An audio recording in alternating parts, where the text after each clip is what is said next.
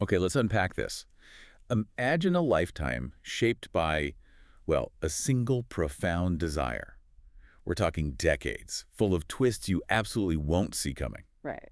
Today we're diving into a really captivating deep dive. We're using your notes and excerpts from Love, th5.pdf. And this source, it paints such a vivid picture, almost like a novel, really. All about love, waiting, and the utterly unexpected turns life can take. It's a rich tapestry for sure. Exactly.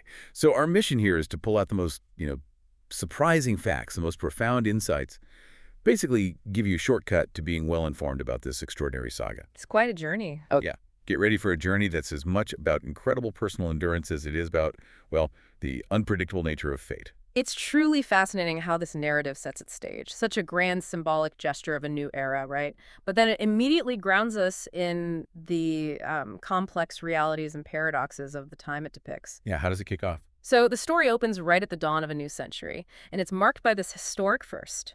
Yeah. The very first journey in a balloon. And what an event. This wasn't just any balloon ride, was it? It was an initiative of the boundless Dr. Juvenal Urbino. Mm-hmm.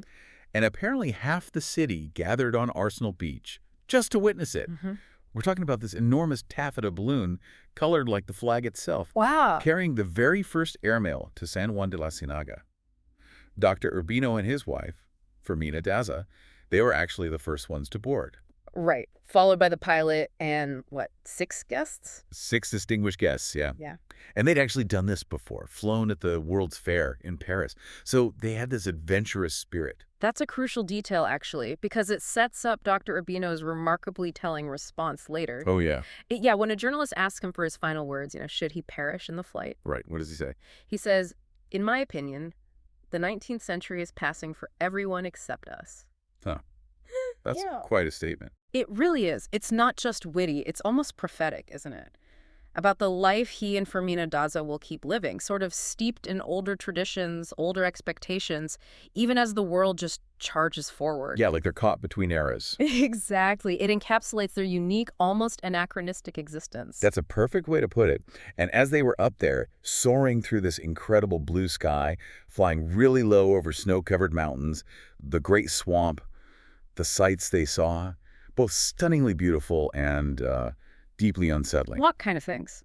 Well, from above, they could see the heroic ruins of Cartagena de Indias, a whole city abandoned because of cholera panic after centuries of resistance. Wow. Imagine, intact walls, but bramble-filled streets, marble palaces where viceroys, the old colonial rulers, literally rotted with plague. It's such a powerful image, grandeur brought low by disease. Yeah, the decay. But then in stark contrast, they also saw life, right? Exactly. They observed these vibrant, almost lunatic-colored lake dwellings, the Trojas in Cataca. With iguanas raised for food. Yeah, and naked children just plunging into the water. Incredibly skillful. Yeah. It really highlights that simultaneous presence, vibrant life and profound desolation side by side. But then, here's where it gets really interesting, I think.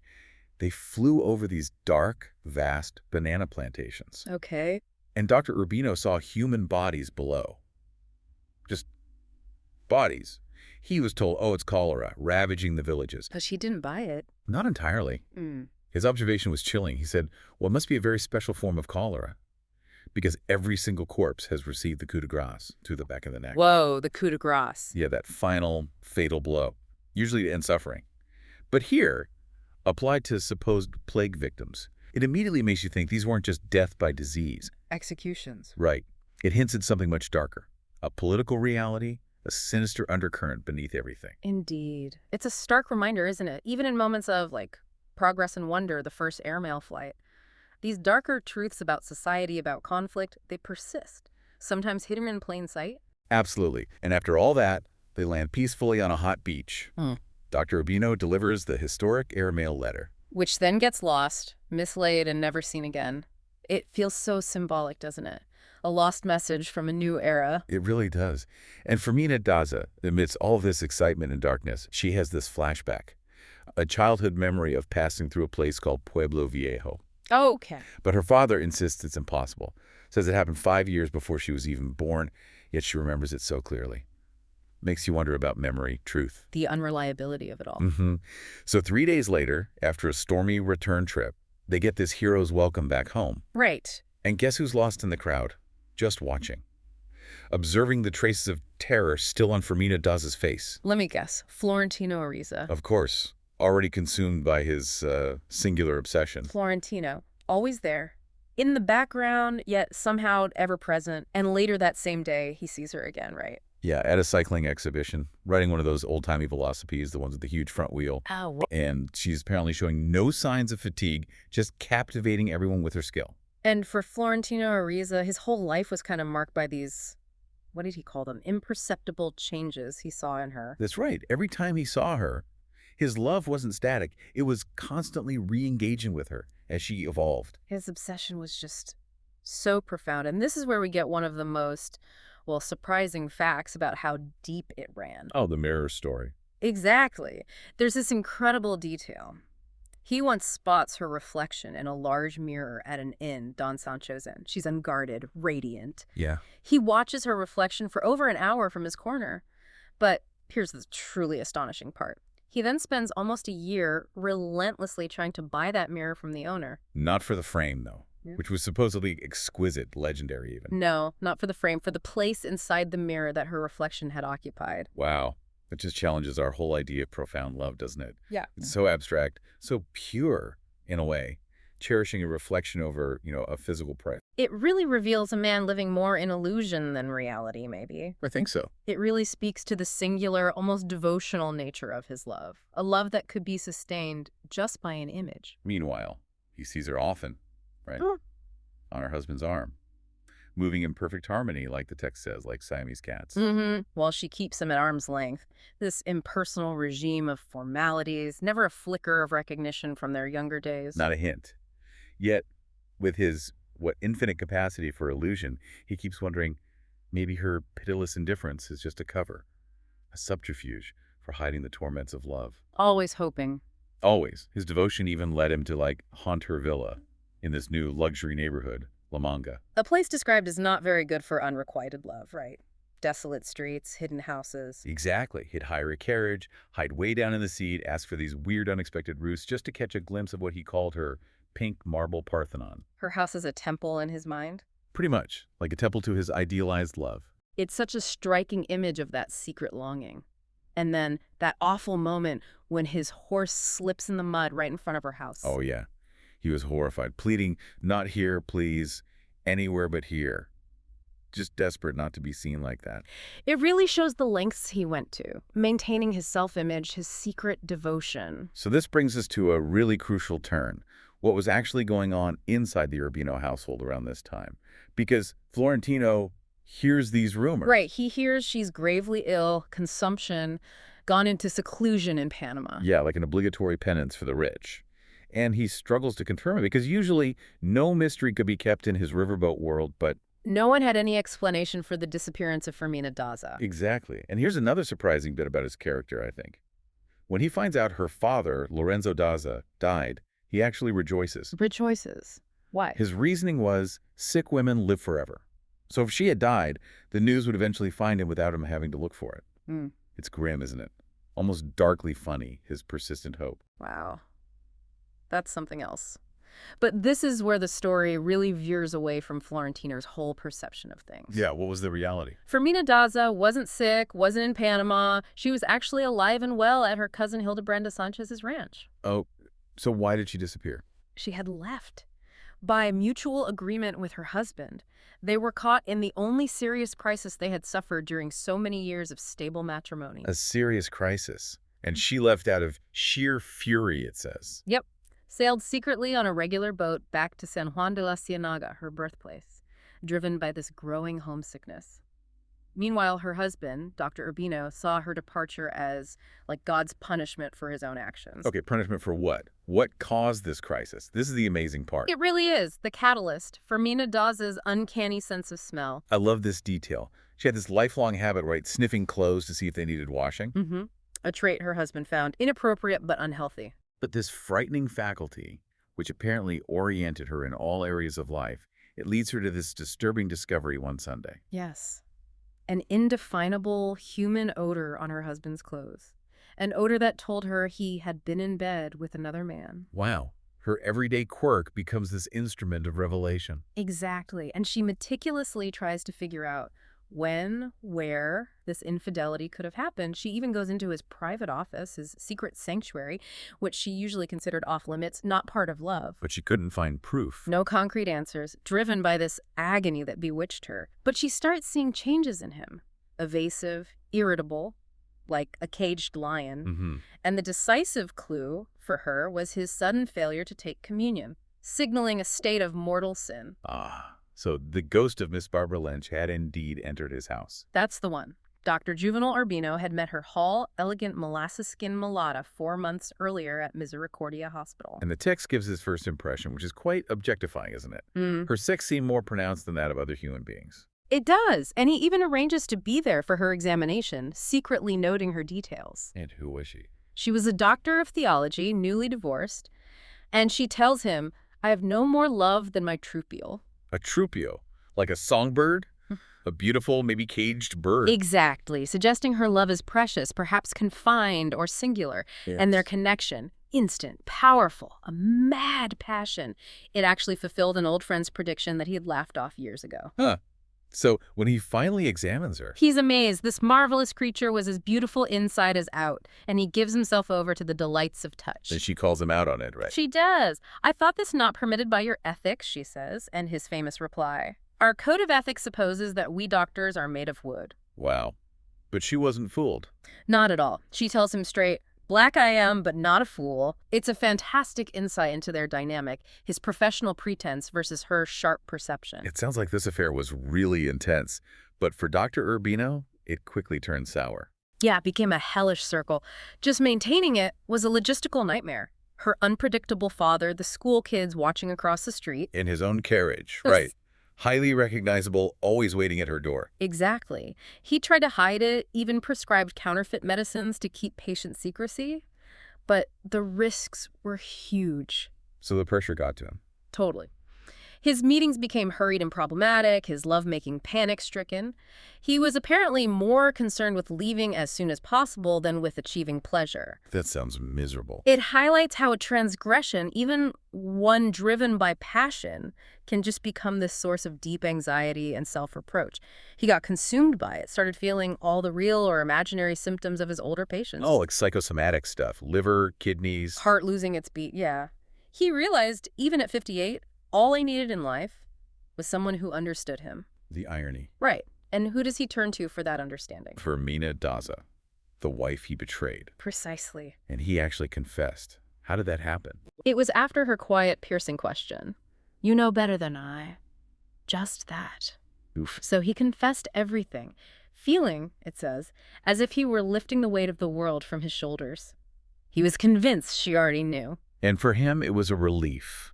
A calming blow. A huge relief. And that very afternoon, he makes the admirable decision, quote-unquote, not to go see Miss Lynch, sends her an emerald tiara instead, wrapped up like a pharmacy prescription. Classy. He grieved this private catastrophe behind locked bathroom doors, then made a big show of contrition, took communion. Okay, and that night? That night, he recites this whole bitter litany of his symptoms to Firmina Daza, all his aches and pains, and he finishes with, "I think I'm gonna die." And her response? Without blinking.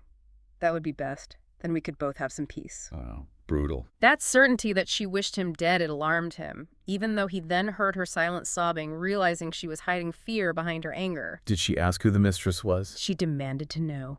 And he told her everything. And her final reaction? Rage-filled. And laced with prejudice, unfortunately. Just as bad. And only now I understand. It was the smell of a black woman. Oof. A really raw, ugly moment. Yeah. And that, of course, is what led to Firmina Daza's departure. Sailing not to Panama, like Florentino heard, but back to her hometown, San Juan de la Ciénaga. Exactly. And her decision, she soon realized, was driven less by resentment and more by this deep longing for nostalgia, for her past. Or could she reconnect with it? Not really. She tried. She recognized the town despite all the evidence to the contrary, but found it totally changed. Pigsties where her family home used to be, brothels lining the streets. Disillusioning. Very. Cholera was still rampant, dead bodies bloating in the sun. Though this time an officer dryly remarked, without the coup de grace Dr. Urbino saw from the balloon. What did the officer say? Even God improves his methods. Grim humor. Isn't it? She visited San Pedro Alejandrino, where Simón Bolívar, the liberator, supposedly died, found the bed tiny, barely fit for a baby, then heard it was a fake relic anyway, that he'd died on the floor. Just one disillusionment after another. Totally. It really underscores how the past, even the heroic versions, can let you down. So what did she do? She got depressed by it all, actively started avoiding these villages of nostalgia just to preserve her idealized memories, believing in this way she could still keep them and keep herself from disillusionment. Protecting her own inner world. She finally recovered her spirits at her cousin's ranch. And when Dr. Urbino eventually showed up to bring her back, she felt immense relief of going home. Ah, so she was ready. Ready to go home, yes, but determined to make him pay with her silence for the bitter suffering that had ended at last. It shows her quiet strength, doesn't it? Her own way of asserting control. Definitely. Meanwhile, back with Florentino Ariza, his long wait just continued, completely oblivious to all this marital turmoil. Still waiting. And then one night at a movie opening, the film Cabiria. Right. He's bored out of his mind, apparently. But then he hears this woman's voice behind him comment, "My God, this is longer than sorrow." And he recognizes it instantly. Instantly. Fermina Daza's husky voice recognizes her. Even after all this time had passed, realizes he'd never been so close, so long. What a moment for him. Huge. But then the lights come on. And this is pivotal for his obsession, I think. He sees the toll the past 2 years have taken on her. What does he see? Hair, the color of aluminum, grandmother's spectacles, her eyes having lost half a lifetime of light. The ravages of time. But what really moved him, what hit him hardest, was seeing her husband help her down the stairs because she almost tripped. Seeing her fragility. Yes. And that cemented his own profound fear of aging, of reaching that humiliating age when he would have to be led on a woman's arm. So his fear wasn't just about her anymore? No. He thought that only on that day, the day he needed help like that, only then would he have to give up his hope for Fermina Daza. It reveals his ultimate fear wasn't her indifference, but his own physical decline, that he wouldn't be the ardent lover anymore. That's powerful. His anxiety about physical decline versus his unwavering romantic ideal. But, beyond this lifelong singular obsession with Fermina, Florentino's life was actually packed with other loves, wasn't it? Oh, completely. As he apparently said himself, his heart has more rooms than a whorehouse. Which poses a really interesting question for us, right? Like, does his capacity for so many affairs challenge our ideas of fidelity? Or does it maybe, in some strange way, reveal the boundless nature of his love, sustained by variety, even while his core devotion stays fixed? It's a great question. And the sources definitely give us a lot to chew on there. For nearly 30 years, he had these intermittent lovers with the widow Nazareth. Their motto was unfaithful but not disloyal. Right. He cherished the memory of Angeles Alfaro, the most ephemeral and best loved of them all, the one who played cello naked on a moonlit roof. Wow. And then there's that truly unique arrangement with Andrea Verón, Our Lady of Everybody, this legendary courtesan who had governors and admirals weeping on her shoulder. What was their arrangement? They agreed on a symbolic fee of 1 peso. And get this, he even shared his enemas with her, creating even more love within their love. Okay, that's incredibly unconventional. To say the least. But it speaks to the sheer breadth of human connection he was exploring, or maybe just experiencing. An utterly unique approach to intimacy, yeah. Yet even as he rises through the ranks, becomes president and general manager of the River Company of the Caribbean. Which he only got after his Uncle Leo XII retired. Right. He only scaled those heights because of his fierce determination to be alive and in good health at the moment he would fulfill his destiny in the shadow of Fermina Daza. Everything led back to her. Every ambition, every success was just in service of that ultimate goal. And his personal battles were just as fierce, weren't they? Oh, yeah. That lifelong war against baldness, trying 172 infallible cures. Ending up with a phosphorescent glow on his scalp before just shaving it all off at 48. Accepting his destiny of total baldness and the teeth. He had a drastic dental extraction by some traveling dentist, resulting in 2 sets of false teeth, one with a gold chip in the first molar that would impart a touch of realism. It gave him a new identity, the text says, like someone else had taken his place. These were just vanity things, were they? They were his attempts to control time, to stay worthy of his romantic ideal. Trying to hold back the tide. But despite all these affairs, all these transformations, when Dr. Juvenal Urbino finally dies. On Pentecost Sunday, age 81, falls out of a mango tree trying to catch a parrot, of all things. An ignoble end. Where was Florentino? He was actually with America Vicuña, a 14-year-old girl who'd been entrusted to him as her guardian. Oh. And it says he loved her with more anguish than any other because he was certain he would be dead by the time she finished secondary school. Wow, his own mortality anxieties right there, even as his goal is finally within reach. Exactly. So when the church bells start tolling, signaling a death... He doesn't think it's Urbino. No, he thinks it must be for a governor at least. He just can't believe it could be Dr. Urbino. When the driver tells him how he died the parrot, the tree Florentino's instantaneous hope vanished because he could not believe what he heard. It was too absurd, maybe. Too sudden after all this time. Perhaps. Yeah. He goes to the Urbino house, sees Dr. Urbino wallowing in the indignity of death, sees Fermina Daza, introspective and dejected in her newlywed grandmother dress. And after imagining this moment his entire life, He feels no triumph, only terror. Terror that it could just as well have been himself for whom the death knell was tolling. It's his profound confrontation with his own mortality. a mirror held up to him, yeah. And for the next 2 weeks, he sinks into despair. Complete crisis, believing everything he had done in his life had been in vain. The goal achieved, but meaningless in the face of death and aging. But then, the universe throws one last curveball, a final sign. And what a sign it is. On Monday, he finds a letter floating in a puddle inside his entrance hall. A letter? He instantly recognizes Fermina Daza's imperious handwriting. Even thinks he can smell the nocturnal perfume of withered gardenias. And his heart just knows. Knows what?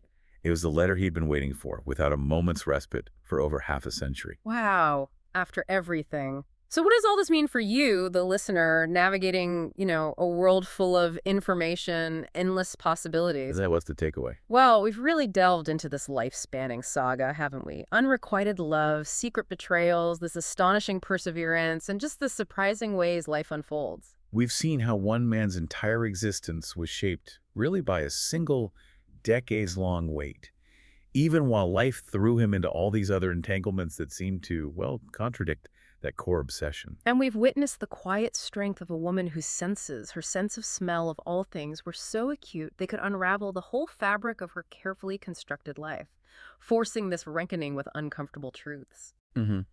This deep dive, it really reminds us that human connection, however flawed it is, however roundabout, it often follows its own mysterious logic. It defies our neat expectations. It really makes you wonder, doesn't it? How many of our own lifelong desires, our own deeply held obsessions, are silently shaping the fabric of our reality, guiding our actions, our choices? Even if their ultimate fulfillment takes, well, more than half a century, and shows up floating in a puddle when you least expect it.